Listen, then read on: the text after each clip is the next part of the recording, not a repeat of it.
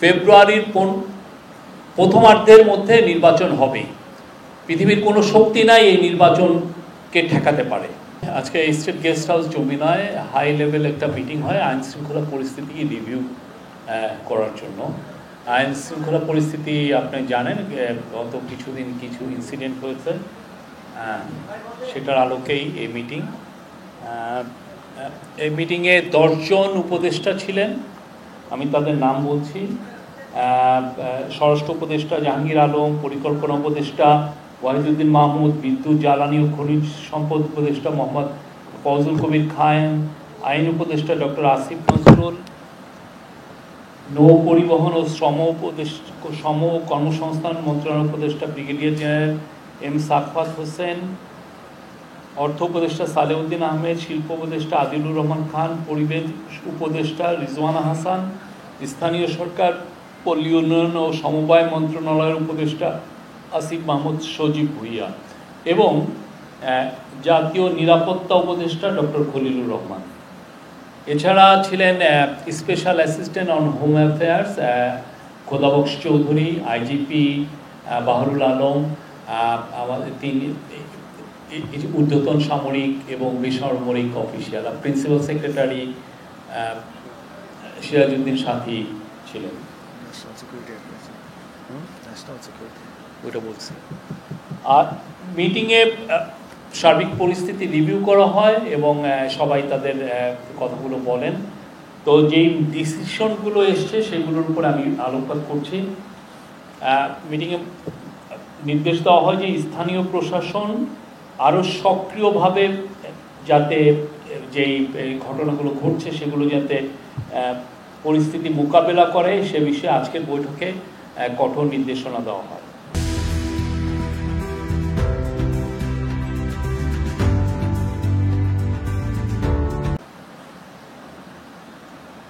দেশের পরিস্থিতি ও আপনারা জানেন যে জুলাইকে সামনে রেখে যে আমাদের পলিটিক্যাল যে ঐক্য ছিল সেইটাকে আবার এই ঐক্য ধরে রাখার বিষয়ে জোর দেওয়া হয় এবং বলা হয় যে পলিটিক্যাল পার্টিগুলোর সাথে যাতে নিজেদের মধ্যে যাতে আরও সম্পর্ক বজায় থাকে, ভালো সম্পর্ক বজায় থাকে এবং সবাই মিলে যাতে সামনের ইলেকশনকে ঘিরে যাতে কোথাও কোনো ধরনের নিরাপত্তাজনিত ঘটনা যাতে এই ওয়ার্সে না হয় সে বিষয়ে সবাইকে অ্যালার্ট থাকার জন্য বলা হয়।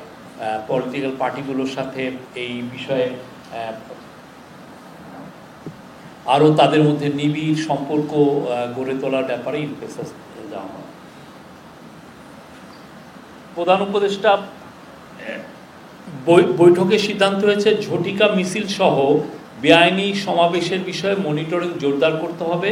এর নেপথ্যে যারা সক্রিয় রয়েছেন তাদের বিরুদ্ধে কঠোর আইনি ব্যবস্থা নেওয়া হবে।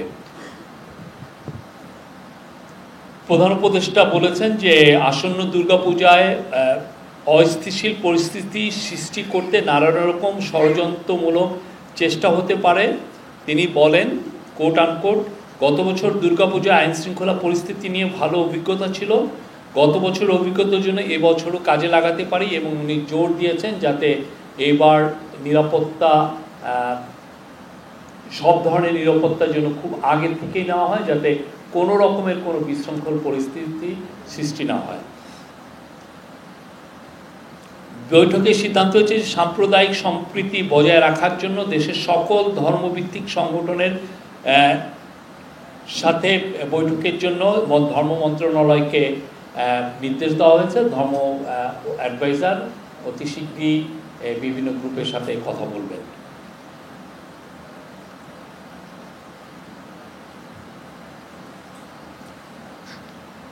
বৈঠকে সিদ্ধান্ত হয়েছে ক্রমাগতভাবে নিরাপত্তা পরিস্থিতি মনিটরিং করার জন্য।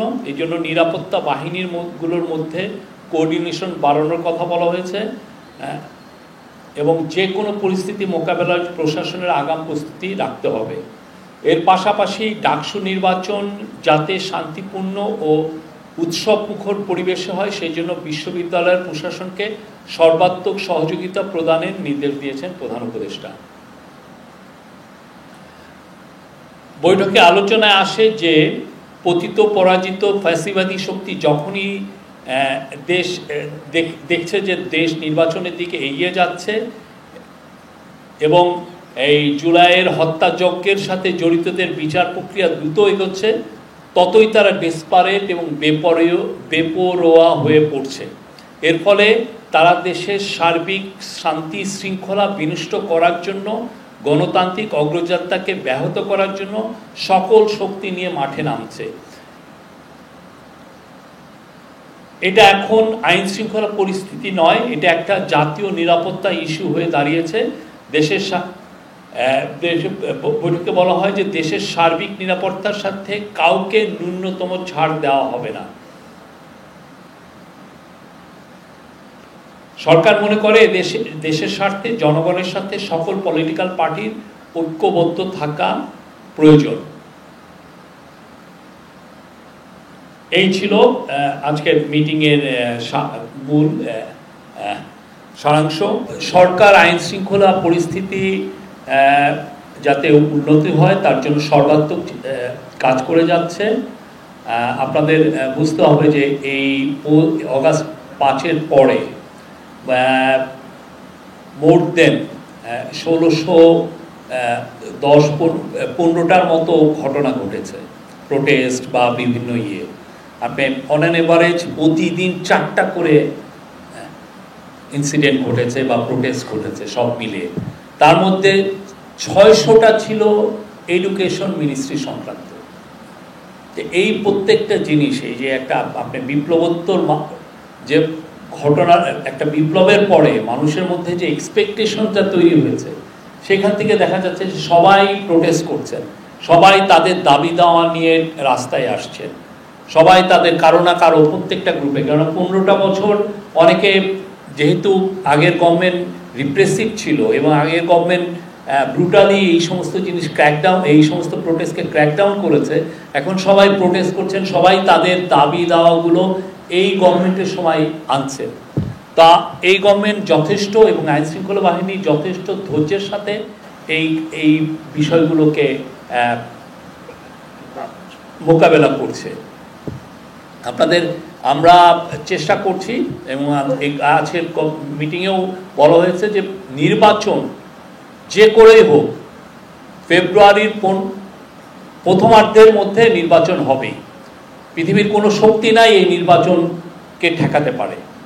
নির্বাচন হবে এবং সে বিষয়ে পুরো যত ধরনের প্রস্তুতি লাগে সেই প্রস্তুতিগুলো নেওয়া হচ্ছে।